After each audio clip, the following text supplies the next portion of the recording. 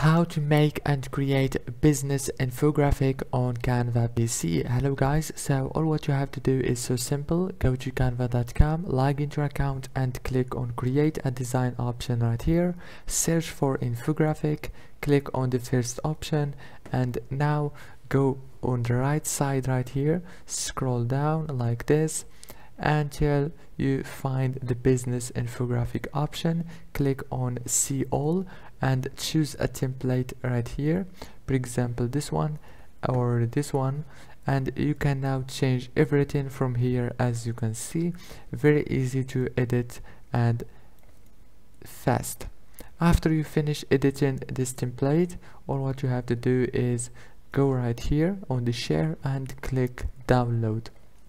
Very easy and fast. If this video was helpful, please don't forget to like and subscribe, and thank you for watching.